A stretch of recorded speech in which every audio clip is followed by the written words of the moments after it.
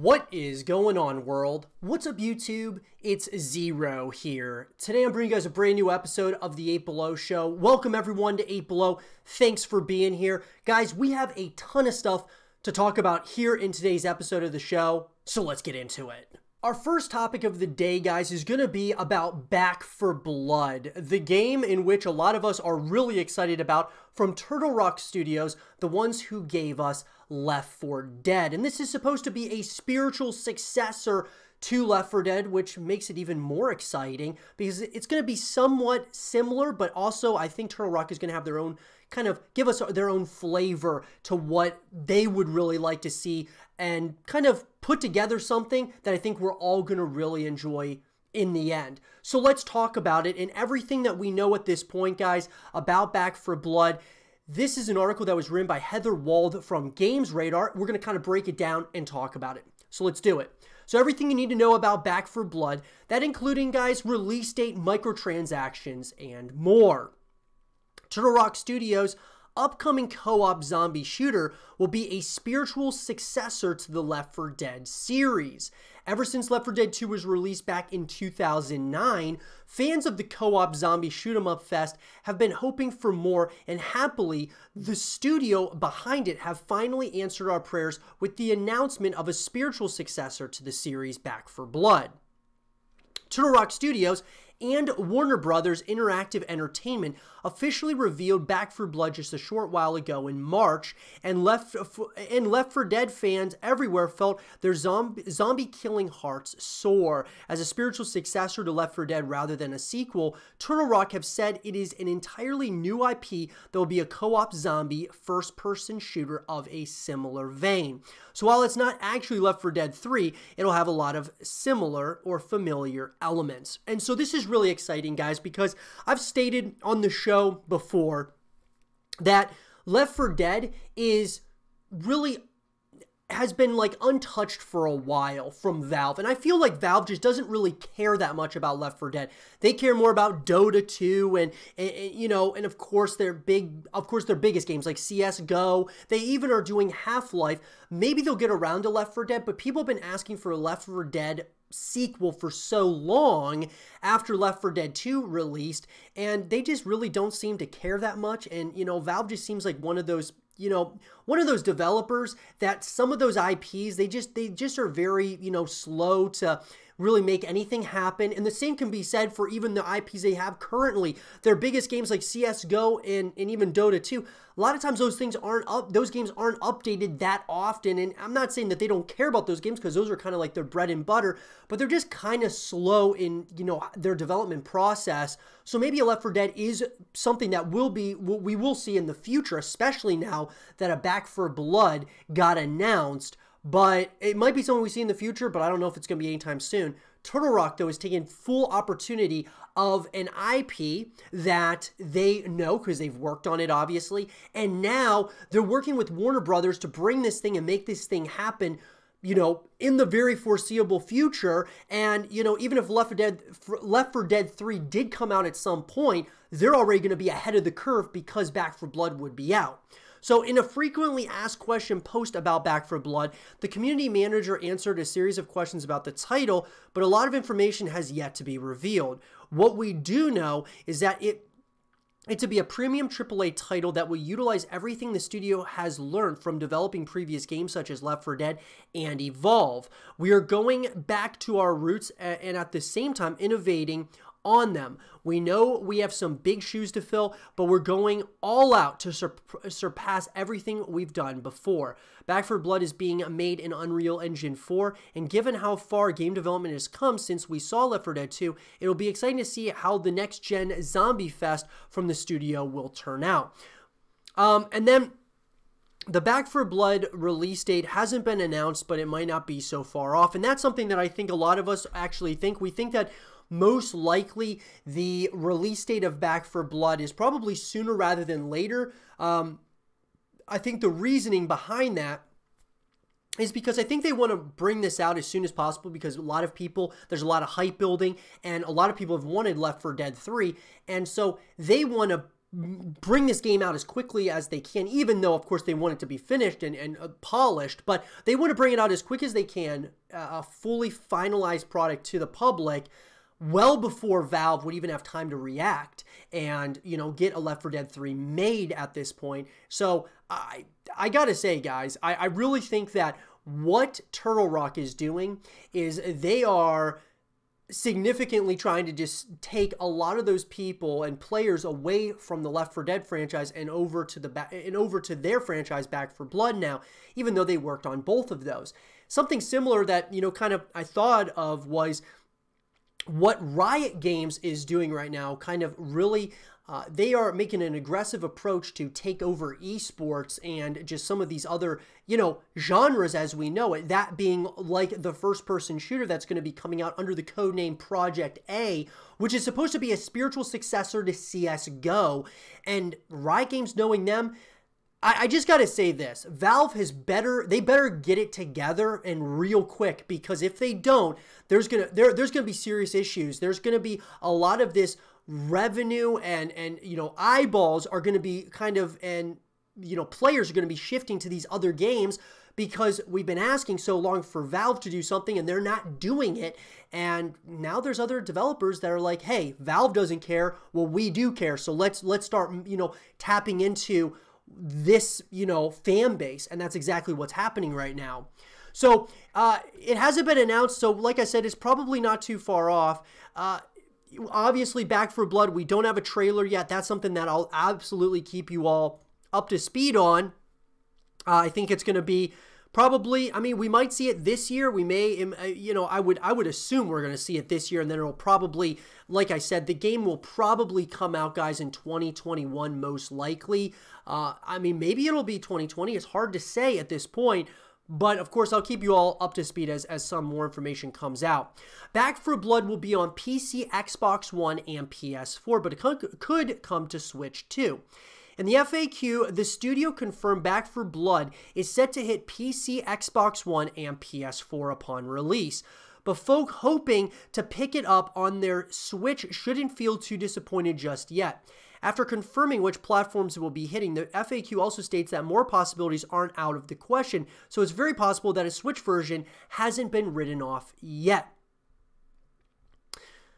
Also, guys, I think for those of you who do play, you know, on Switch, you know, obviously, I think it's going to initially come out on PC, Xbox, and PlayStation, probably. I mean, if it's not very far off, I mean, they said Xbox One and PS4, so maybe it's not coming to the next-gen console, so maybe it is coming out this year. It's really hard to say, though. I think a lot of it very well could get pushed back at some point, but it really is hard to say. Back 4 Blood will be like Left 4 Dead, but with lots of new features. As a spiritual successor to Left 4 Dead, Back 4 Blood will still see you shooting up a lot of zombies, but it also promises to build on that with lots of new features that will set the new IP apart. In the FAQ, the community manager wrote, "You'll be able to shoot up a lot of zombies like in Left 4 Dead, but there's a whole lot of new stuff in Back 4 Blood, which makes it unique." The studio is still keeping very quiet about these new features, but it has confirmed it will not be a Battle Royale game and will include PvP and a campaign. So I'm kind of glad that they're not doing the Battle Royale thing, but PvP obviously is really important, and obviously we want to, of course, have a campaign.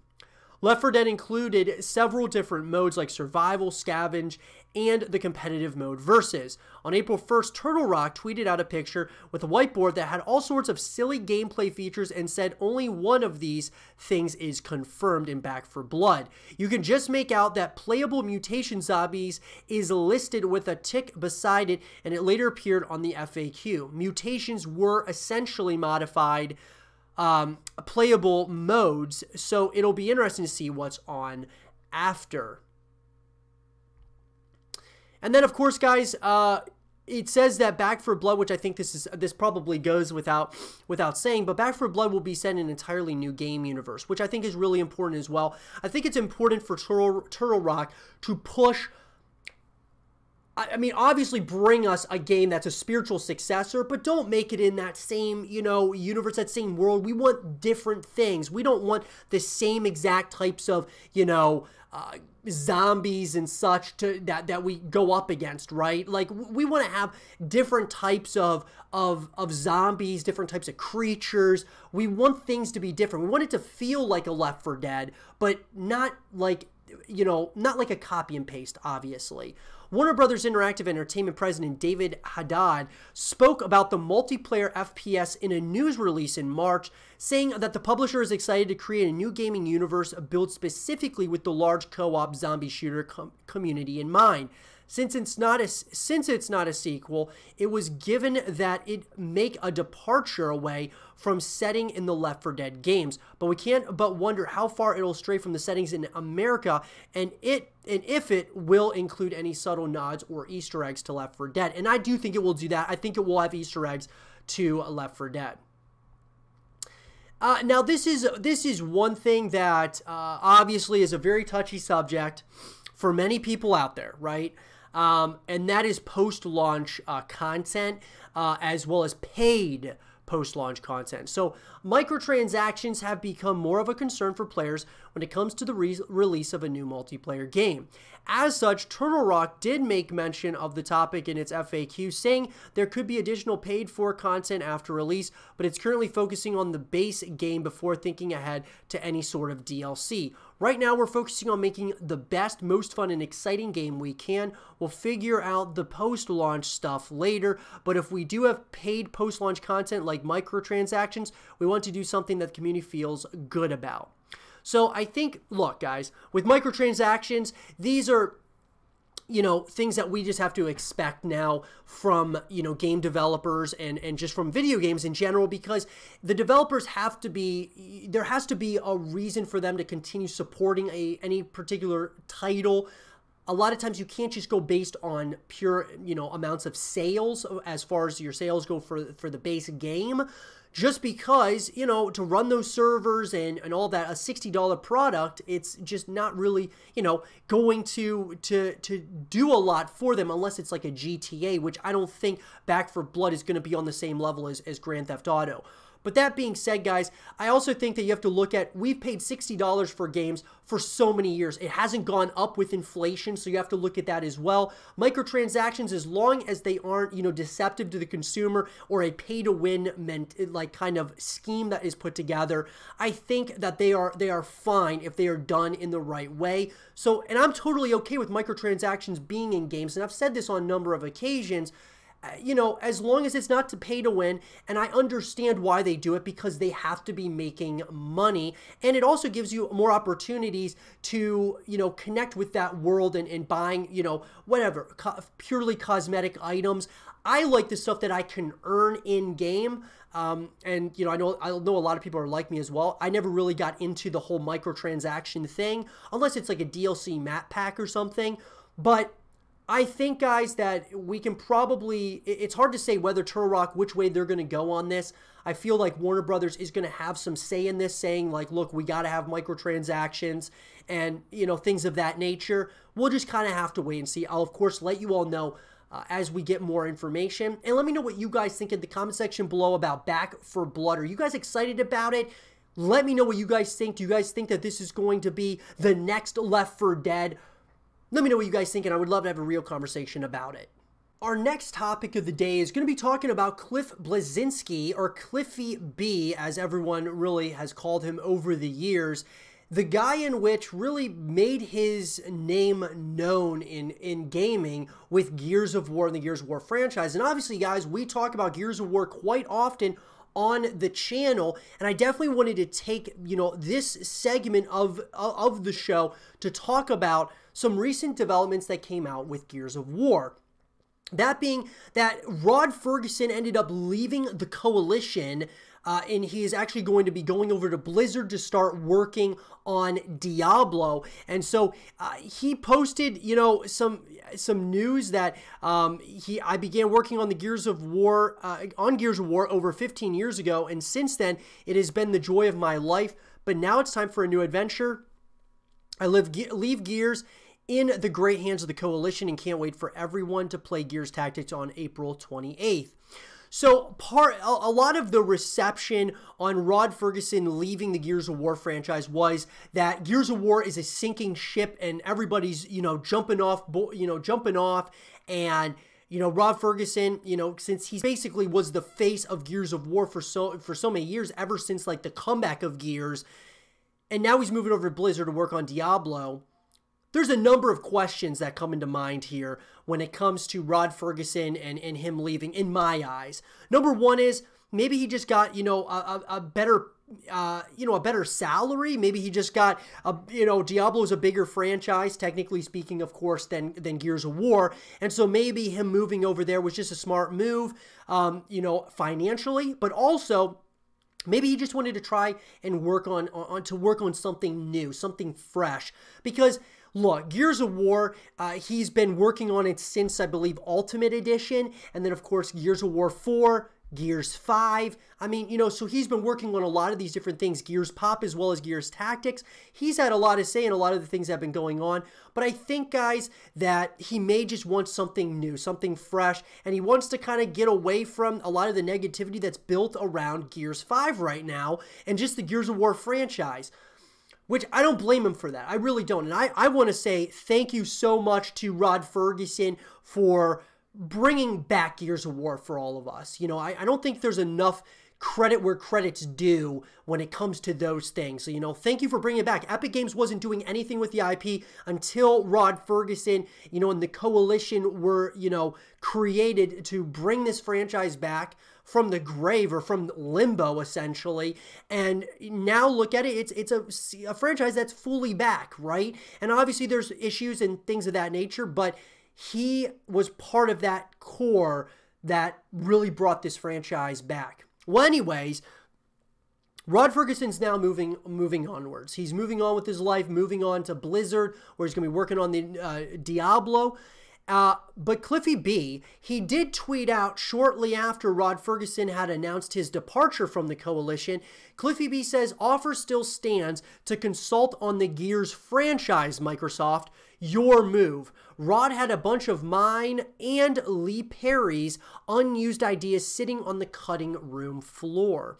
And this got a lot of feedback as well. Lots of people are talking about this. Lots of people in the community want to see Cliffy B return to the Gears of War franchise. Now, here's my thing.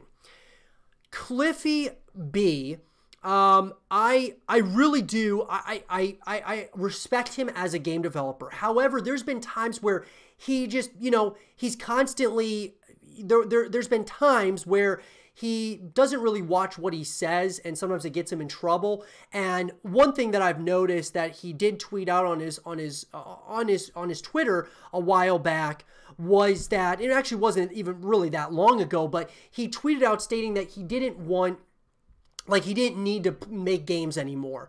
That was a part of his life, and no longer does he really feel that he needs to make games. He was able to make his, a good amount of money when he was making games, and now he's kind of moving on to the next stage of his life. But then he starts tweeting things like this out, that he would be willing to come back. I don't know if there's, some form of tension there between himself and the Gears franchise, or just tension between himself and, the way things ended with, like, Microsoft. It's hard to say, because he went on to make his own studio, and it obviously did not work out. I'm wondering if this is just kind of a reach. One thing that I do want to mention is that he, tweeted out saying, guys, I truly appreciate the outpouring of support regarding Gears. I sent up the signal flare, and if the Coalition or Microsoft want to contact me, they know how. Nothing more I can do right now but just write. So that's really interesting. Is he writing a script or a proposal for the next Gears of War game? It's really hard to say. But Gears of War is in a very interesting place right now. With Rod Ferguson leaving, obviously this is starting to remind me a little bit of what happened with Epic Games. Like, Epic Games stopped caring as much. I'm hoping that doesn't happen here with the Coalition. Like, they just stopped caring about, Gears of War. Because Rod Ferguson said he had confirmed that a Gears 6 and a Gears 7 as well as a Gears of War film are all confirmed.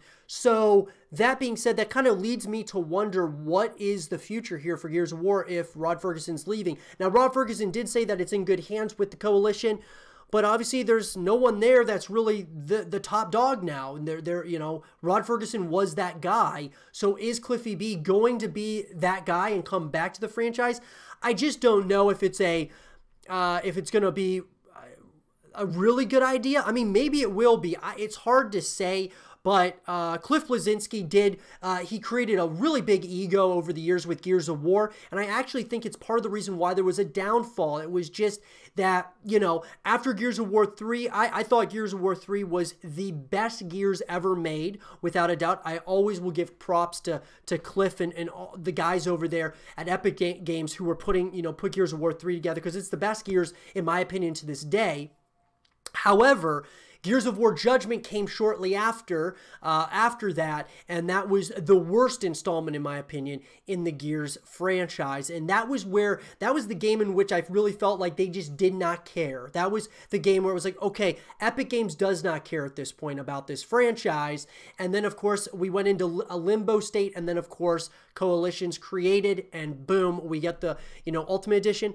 Now, could a desperate Cliff Bleszinski get back into the Gears of War franchise, could that mean a really good thing for the Gears scene? Yeah, it very well could mean really good things. I mean, because if he's really motivated to help continue pushing Gears in the right direction, the thing that I will state about this, guys, is, that there was a bunch of ideas that him and Lee Perry had that Rod did not use. And one thing is that what that brings me to is that maybe Rod didn't think they were very good ideas, and what Cliff might be trying to do is try and bring his ideas back to the table. It's hard to say. I will say that the Gears games, the first 3 Gears games, were definitely more successful than the ones that recently. Gears 4 and Gears 5, I think, were great installments in the Gears franchise. I don't think they made as much money, though, as those first 3 games. It's kind of one of those things. So you always have to wonder about that and what that all means for the future of the franchise, and what's Cliff gonna bring to the table this time around. I would be interested, like, if you were to say, you have 2 options. Number 1 is that Gears of War is going to go into a limbo state again. Or number 2, Cliff Bleszinski comes back and we get another couple of Gears games, and we see kind of another, vision, or, a new vision, kind of back to where Cliff Bleszinski, had started with those first 3 games. I would say, sure, let's see what Cliffy B's got, without a doubt. But at the same time, I'm going to be cautiously optimistic about it. There's been a lot of, other people out there stating, their concerns for the franchise. That also, being the Razored Edge, tweeted out saying, I don't know what the future holds for Gears of War, but I know one thing. I've been through some of the darkest times in the franchise, and I'll be sticking with it until the end. But I hope there's something great on the way for us all to be happy about. Love you, Gears fam. And so, obviously there's a lot of concern, a lot of unknowns here with the Gears franchise, especially now with Energy parting ways with the Gears, with their Gears of War team, which a lot of would say is probably one of the greatest Gears of War teams ever assembled in the history of Gears of War. And I really don't know why they decided to do that, unless it was just probably the viewership, the pure amount of viewership that is there with Gears of War. It's just not a very... the Coalition and Microsoft, they don't, for some reason, do a very good job with pushing the esports scene within Gears of War. And so not a lot of viewership, I gotta say, and that might have been the real cause and reason that Energy stepped away from the scene, just because there's not enough eyeballs on the game. And that's really all. That's all I can really think of at this point, that they would have wanted to step away. There might have been other unknowns there, or other reasoning. It's hard to say. But guys, what would you think ultimately with the current state and where we are with Gears of War at this point? Would you want to see Cliff Bleszinski come back into the franchise and kind of take the reins back from Rod Ferguson? What do you guys think? Let me know in the comment section below. Our next topic is going to be about Prototype and what happened to this franchise, guys, and where is Prototype 3? Because this was an open world game that was a lot of fun. You had some really cool abilities, and we're going to talk about, the past as to, where Prototype was and then what happened with Prototype 2, and where could this franchise and the series maybe be going, or is it in a complete and utter limbo state, or is it just dead at this point? So let's talk about it. So on the Wikipedia page for Prototype 2, what I want to draw your attention to is where it says sales. Although Prototype 2 was the top seller for April 2012, beating Kinect, Star Wars, and Call of Duty Modern Warfare 3, its sales were considerably down from the sales of games released in April 2011. Prototype 2 would continue its strong sales into the month of May, garnering more sales than the highly anticipated Dragon's Dogma, but failing to beat Max Payne 3 and fellow Activision Blizzard game Diablo 3.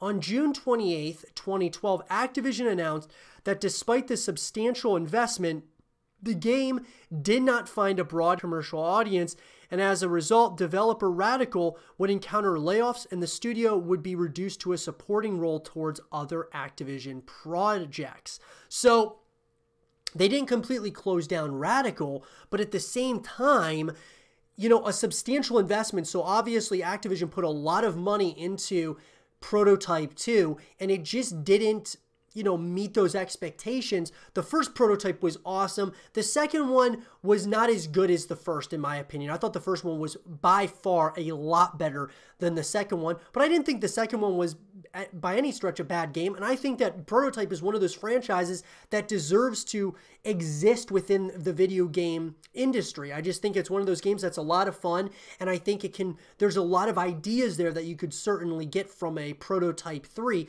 Well, in an article that was written by Login Casino, so obviously, guys, I'm not sure how accurate some of these things are, but we're going to talk about Prototype 3, because where is Prototype 3? Obviously, I think the things that happened to Prototype at this point are, number one, Prototype 2 did not meet what Activision wanted as far as it didn't meet what they were hoping as far as how much money they put into it and how much they received. Obviously, it wasn't enough. So the question now is, okay, if it's in a limbo state, where's it heading at this point? Prototype 3, a computer open-world action game. The first two parts have already gained success and popularity among crowds of fans that are waiting for the game's continuation. The developers are currently working on its creation, but the information about the date of Prototype 3 release remains a secret. Activision, the next owner of rights for the game after Radical Entertainment, is interested in continuing the project. Preparatory work as well as the process of game development of the third part started when the first two parts were reissued. The key point of the first two editions is the following. The main hero has experienced strange situations as a result of which he discovers supernatural skills together with the series of problems he has to solve. Concerning the requirements for Prototype 3, the only thing known is that the game will be released with a completely new engine. The development will be carried out by an anonymous studio, which has already worked on Doom, GTA, Assassin's Creed, and Metal Gear Solid. So, once again, I'm not sure exactly who the developer would be for this, but this is all interesting things. Even if this is all, everything in this article is not true, that Activision is not working on it at this very point in time or has a developer that's working on it. These are just ideas that we're going to bounce off each other, and I would love to hear from you guys in the comment section below. What do you guys think about a Prototype 3 or just a continuation of this franchise? Because I think that right now it's definitely in a limbo state unless it's secretly being worked on and we just don't know about it. News about the storyline. According to Ken Rossman's comment on the internet, it has been decided to move away from the usual narrative. Therefore, it might be concluded that developers will act more freely while creating the third part. Perhaps Prototype 3 PC will be released as a first-person shooter where the military will be placed in the jungle in order to carry out special tasks. The main thing is in focus is a virus which provides great opportunities for experiments. So that's one, of course, that would be one idea. I don't really like the idea of a first-person shooter because that wouldn't really feel much like Prototype. Prototype reminds me of like an Assassin's Creed on steroids. It's just like a lot of, that third-person mentality, being able to use abilities.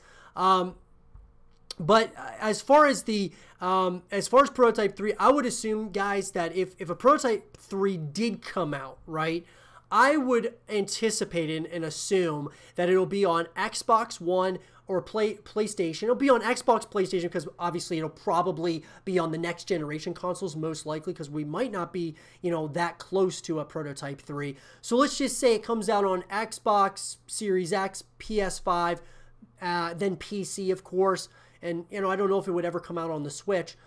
But I will say this, that this game, I think, would be really great at this point in time. I think that they got to take what, the characters and things from the first game and really, continue that into the third one. Kind of go back to the roots of Prototype and really what worked in the first game and kind of, do those things again. But just, make it one of those really fun sci-fi based open world games. That's what we're looking for. And so, I would love to hear from you guys about this.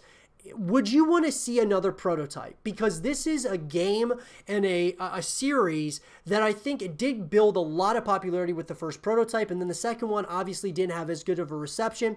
And then Activision has kind of gone back and forth with the idea of, okay, let's make another one or let's not. I think what they may do is if they make a third Prototype, there might not be as much of an investment in it. Which would mean that they would have less to work with. But at the same time, I think that if you go back to those basics, the basic roots of Prototype, you can make that game and just kind of bring us back to this world. That's what we all want. We want to see and go back to this world and kind of just continue the story, maybe make like somewhat of a multiplayer or at least some co-op modes. Bring all that stuff into this, and I really think that this is a franchise that could continue into the next generation of consoles. But let me know what you guys think about it. What do you guys think really happened to Prototype? And where's Prototype 3 at this point? Do you guys think it's in development secretly, or do you think that it is on a permanent hiatus or in a limbo state? Let me know what you guys think, and I would love to hear from all of you. Our next topic is going to be talking about Gears of War, guys, as a franchise at this point in time. And we're going to go based on, kind of my opinion. I would love to hear all of you guys chime in on this topic as well. That being, is Gears of War at this point dead? So basically, guys, before we kind of really get into it, to kind of preface what's happened, Rod Ferguson left the Coalition to work for Blizzard and the Diablo franchise. Cliff Bleszinski's talking about coming back to, helm Gears of War, but right now there's no one there. So let's just say right now, no one is there to helm Gears of War or take over for Rod Ferguson. A lot of people are saying that Gears of War was a sinking ship, and so Rod Ferguson jumped off that ship to head to, to nicer, fields, essentially. Here's the thing, though. Gears of War, in my opinion, is far from dead. It's just a game that needs to be kind of steered in the right direction. It needs to, because I think there's a lot of, I think a lot of the problems that Gears of War has had more as of late than anything is actually brought on. It's self-conflicted. It's essentially the community, in my opinion. The community is so negative about everything within Gears of War that no matter whether the Gears of War was doing something right or wrong, there's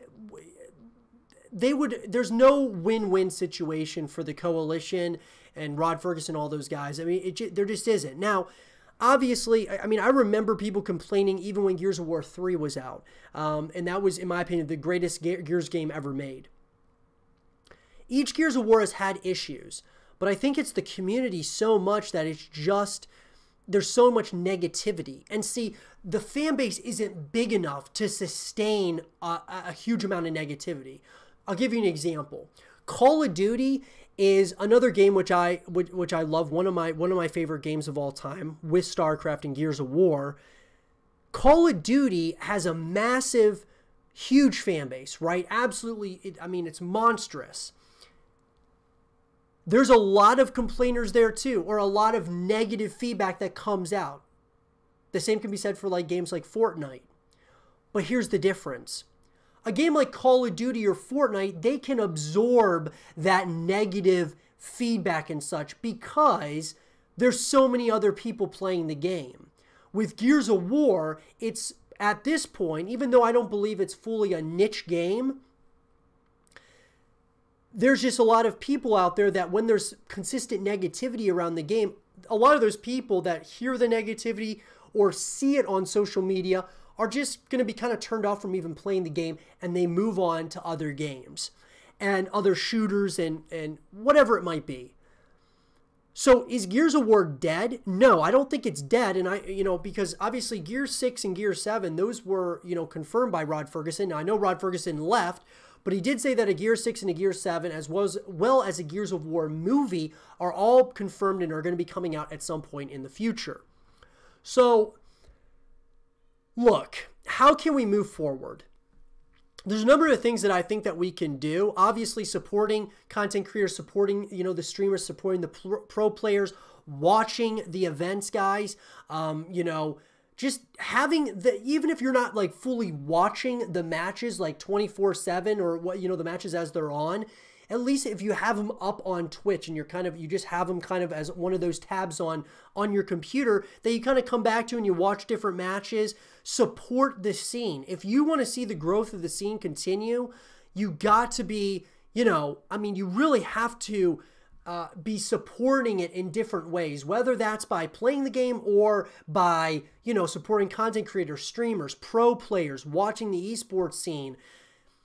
It's so important because I've seen this a little bit in Call of Duty as well, but see, once again, Call of Duty can sustain it because of how big the fan base is, how big of a game it is. Gears of War is not even close to as big as Call of Duty. I think Gears of War could be that big at some point, but with the negativity and things of that nature, we're never going to progress.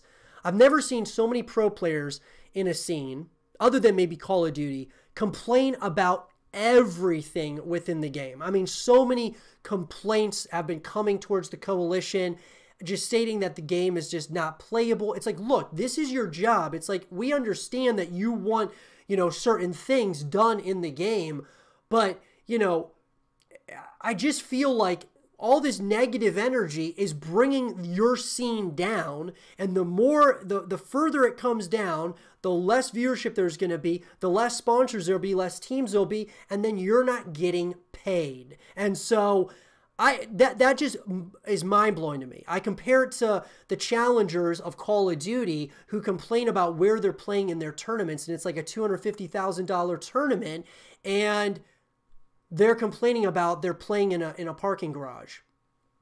It's like, look, they could easily say, we're not doing this, and then you would have no opportunity at all to make money off of your craft.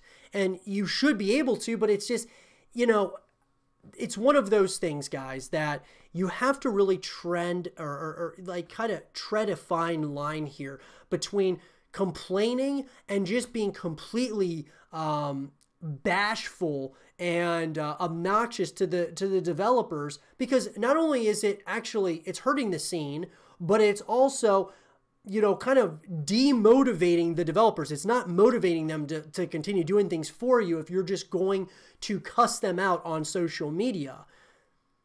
We have to, it's a group effort here, right? We have to be, as a team, as a group, a community, we have to be supporting one another.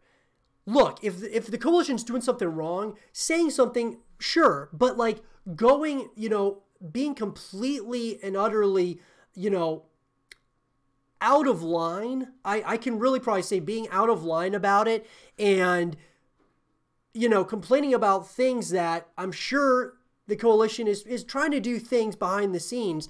It's just not helping Gears of War as a whole right now. It's not helping when you complain and, instead, do something like actually stream or create content, help build the scene.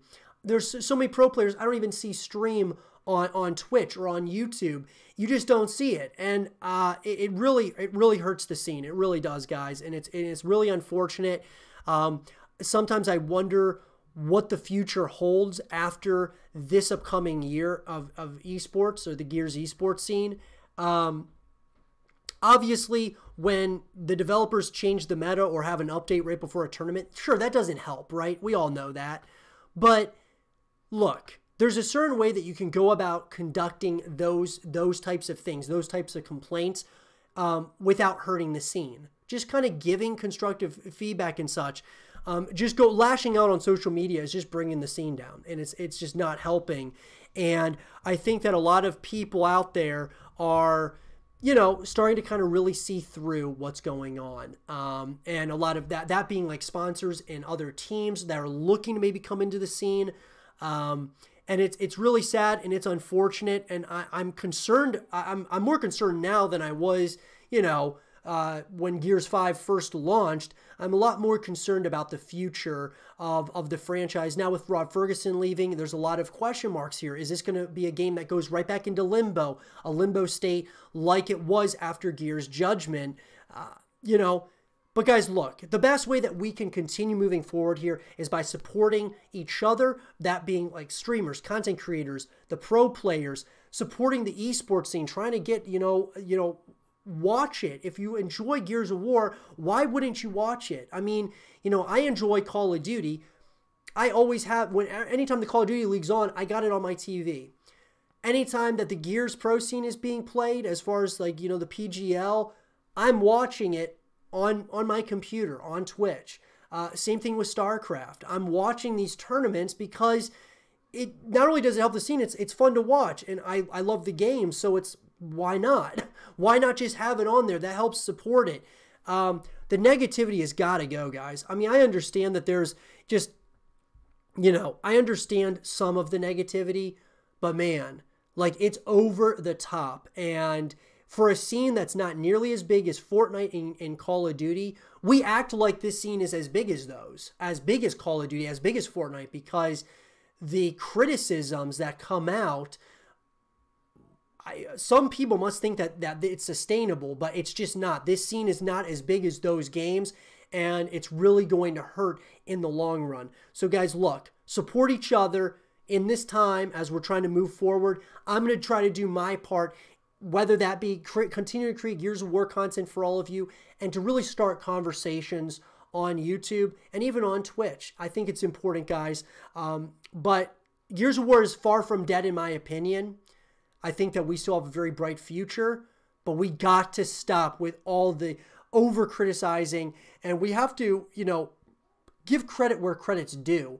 Start, you know, telling the coalition when they're doing things right, you know, instead of just bashing them for the things that they do wrong. I hope you guys understand that, and let's have a real conversation about it. Something I've really started to get into, like recently, is fighting games. I've been streaming on Twitch, and I've been really enjoying some of the fighting games. One of them in particular is Mortal Kombat. And guys, you know, one of the Mortal Kombat's, one of the first ones I actually played was Mortal Kombat versus DC Universe. And so I thought in this portion of the show, this topic would go based around everything revolving around Mortal Kombat versus DC Universe and the potential of a sequel. Something that I've been thinking in my mind, would they ever make a sequel to this? Because if you look on Wikipedia and on other news sources, you will see that Mortal Kombat versus DC Universe actually did really well as far as sales go. Generally speaking, you know, medium to positive reviews as well. So there was this big question that I was kind of wondering is, will we ever see a Mortal Kombat versus DC Universe? Because obviously we haven't got an announcement at some point here, you know, recently, and obviously they continue onwards with Mortal Kombat. They made Mortal Kombat 11. Who knows what the next iteration of Mortal Kombat will be? But Ed Boon, of course, one of the creators of Mortal Kombat, he did kind of address Mortal Kombat versus DC Universe 2 rumors that have been kind of going around since 2018. And in an article written by Screen Rant and Evan Kilham, NetherRealm Studios co-founder and Mortal Kombat series co-creator Ed Boon denies rumors that Mortal Kombat vs. DC Universe 2 is in development. Mortal Kombat co-creator Ed Boon denies rumors that NetherRealm Studios is working on Mortal Kombat vs. DC Universe 2. The original title, developed and published by Midway Games, released in 2008 as a crossover between the Mortal Kombat and DC Comics universes, featuring almost 24 iconic characters from both franchises. Now, here's what I'll say. You know, where is this game, this continuation at this point? Mortal Kombat versus DC Universe 2, because I think we would all love to see that. Here's the thing, though, guys. I think one of the reasons why we haven't seen a continuation of this sub-series within the overall franchise that is Mortal Kombat, I think the reason is because a lot of the DC comic characters that we saw in DC, Mortal Kombat versus DC Universe, have actually come into Mortal Kombat 11. We've seen, of course, the Joker, recently announced, and numbers of other characters from the DC Universe are now in Mortal Kombat. So maybe what, Ed Boon and the developers over there at NetherRealm are thinking, maybe we don't need to make another Mortal Kombat versus DC Universe, because we'll just add some of the characters into the overall Mortal Kombat franchise, instead of making kind of a side story game as in Mortal Kombat versus DC Universe 2. Although it was a crossover game, it's still considered a canon installment in the Mortal Kombat series. Also, because it would be strange to most general consumers to have heroes like Green Lantern and the Flash removing their opponents' spines, characters had other options for finishing moves. These heroic brutalities were just as fight-ending as the other moves, but they left the recipients alive. That is by fighting game standards. Mortal Kombat vs. DC Universe was an intriguing answer to Marvel vs. Capcom, and a sequel could very well excite fans. Unfortunately, it doesn't seem like a sequel is happening anytime soon. Boon refuted Mortal Kombat vs. DC Universe 2 rumors on Twitter, along with the Mortal Kombat movie character rumors. He said new Mortal Kombat movie rumors are inaccurate. Our next game is not Mortal Kombat vs. DC, the DC Universe 2. The news is doubly disappointing. It's bad news for fans who are looking forward to something more watchable than 1997's Mortal Kombat Annihilation, and it's also not great for people who had their hopes set on another crossover fighting event. Now, obviously, I wouldn't mind seeing another Mortal Kombat movie. I think that would be kind of cool. I didn't think Annihilation was great. I didn't think it was terrible either. It was kind of mediocre to me personally. I know a lot of people didn't like it, but there were some that did enjoy it. And I wouldn't mind seeing, I think what happens, guys, is that when you have movies, when you have, obviously, a number of different games, whether those are crossover games or, part of the main story, that all builds the lore that is Mortal Kombat, or whatever game it is that you're talking about. A lot of these things really end up building that. That doesn't mean that people who love cartoonish, violent fighters are completely out of luck. Boon teased a new entry in the Mortal Kombat franchise ahead of last month's E3. It never showed up, unfortunately, and so obviously this would be, Mortal Kombat 11 is what they're talking about. This article was written in 2018, guys. But still, I think that, look, I'm going to say that Mortal Kombat vs. DC Universe most likely isn't going to come because they're just putting those characters into Mortal Kombat 11. Now, NetherRealm has taken a break from its trademark series to put out 2 titles in the Injustice series as well. These take place in an alternate DC universe in which Superman goes bad and tries to take over the world. Both entries receive both commercial and critical success, so at least people who can't wait for Mortal Kombat vs. DC Universe 2 still have some superheroes to spar with in the meantime. So that's very true as well as the Injustice, series. I'm sure in Injustice 3, maybe that's going to be coming out at some point in the future as well. But I think what Mortal Kombat's thinking and what Ed Boon and the developers are thinking is let's just keep adding characters here and there from the DC universe into Mortal Kombat as playable characters. And I think that is even a way in which, I mean, that's a really good way to look at it. Instead of making a titled Mortal Kombat versus DC Universe 2, just keep adding characters from the other, from the DC universe. I think that would be fine, and I'm cool with it, and I love playing as those characters as well. Having those characters in a Mortal Kombat game is absolutely awesome to play with and just have fun with. But let me know what you guys all think out there. Would you want to see a Mortal Kombat versus DC Universe sequel, or are you okay with having those DC characters come into Mortal Kombat? Let me know what you guys think in the comment section below. So our last topic of the day is going to be talking a little bit about some esports stuff, that being in the form of 100 Thieves. And I had some people that reached out to me, whether it was in comments or on Reddit or on Twitter, some asking the question, what my thoughts on 100 Thieves was, because I've kind of told everyone my thoughts on some of the esports teams out there. And one of those that I haven't really talked much about is 100 Thieves, and obviously they've had some announcements. They got a brand new facility, which I obviously saw the facility tour, and wow, guys, 100 Thieves in this portion of this last topic, I guess really what I wanted to say is kind of give you my thoughts on obviously 100 Thieves as a whole, and why I believe that they are on the pursuit right now to become the biggest esports organization in the world. And obviously that is going to be a massive feat for them to accomplish because of when they started, and then of course, how many other teams are out there that already have big brands, that being like, FaZe and Optic and some of these other teams out there.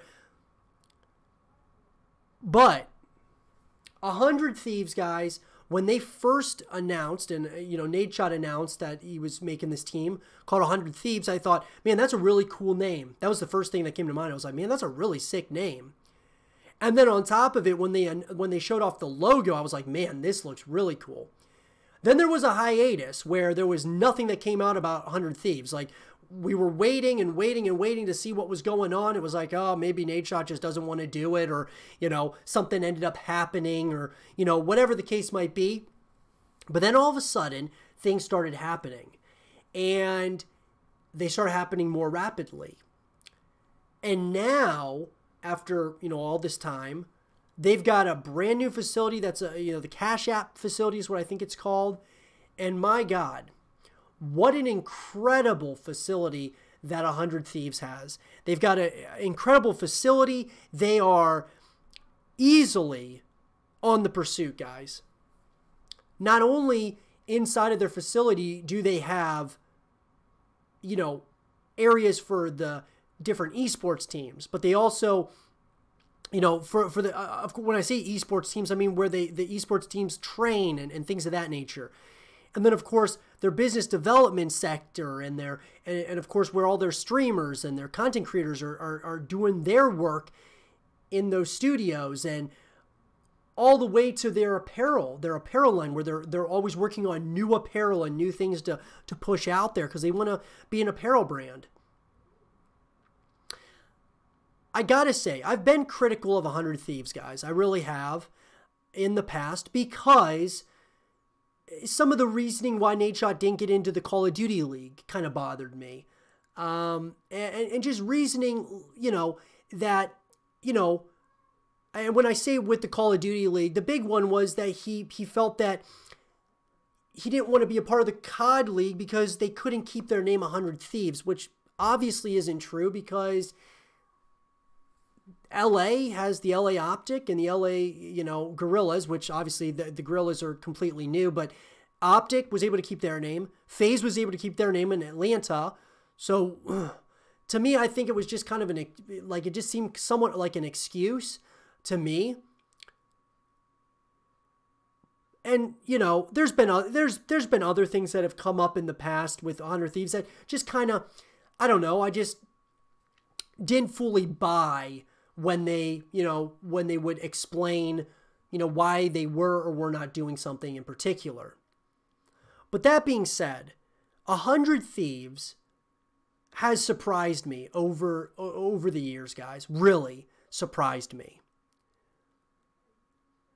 I didn't think that they would be as big as they are now. I knew they were going to be big because of Nadeshot and because of the people behind, the scenes. And, Nick Merckx, of course, was there before he ended up, being, moving onwards to FaZe. So I knew the team was going to be pretty big. But I did not think that they were going to be as big as they are this quickly. And I think I really credit where credit's due to Nadeshot and those guys over there. But it's also, I think it also shows that they're not just trying to be, a gaming brand. They're trying to do gaming, but they're also trying to do be a lifestyle brand, a clothing brand, And so they're really expanding to other sectors and other industries almost. And I think that is why 100 Thieves could very well catch some of these other organizations out there as far as a following is concerned and all of that. Now, it's going to be tough, because FaZe is up there. You got Cloud9, Team Liquid, Optic. You got all these different teams out there that have been around for so long. But I will say this, 100 Thieves is certainly making a name for themselves. They are really, massive amounts of credit to them.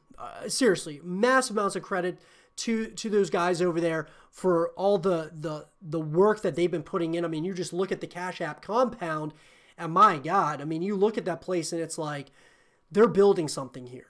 They're building something that's going to last a lifetime. And that's what's really, what I'm really excited to see what they continue doing. I hope they end up getting into the Call of Duty League. I hope they end up, kind of expanding more and more as they go here into other games. Those are all things that I'm excited about. 100 Thieves is on the pursuit to become the biggest esports organization in the world. Yeah, I said it. Nadeshot is a competitor. He competed in Call of Duty for years. And now as an owner of a team, he's still competing. He still wants to be the best. And you can see that based on what they're doing over at 100 Thieves. And there's no debate about it. And you got to give massive amounts of props for that. Will they get there? It's hard to say, but I'm very excited, to say the least, to see what they end up doing here in the near future and even in the long-term future, to see what they do. And I'm glad that I was able to kind of see what they were doing from the beginning and seeing where they are now. Massive amounts of props to them, and huge kudos to Nadeshot and to the other, owners over there. I'll be interested to see what they end up doing here in the future. But let me know what you guys think in the comment section below about 100 Thieves. What do you think about 100 Thieves? And, are you critical of them, or do you really like 100 Thieves? And what do you think about the moves that they're making? And where do you think they're headed in the future? Let me know what you guys think in the comment section below. And with that being said, everyone, I hope you guys did enjoy this episode of the 8 Below Show. And if you guys did, leave a thumbs up, subscribe if you're new, stay positive, and as always, I'll talk to you guys all in the next one. Peace.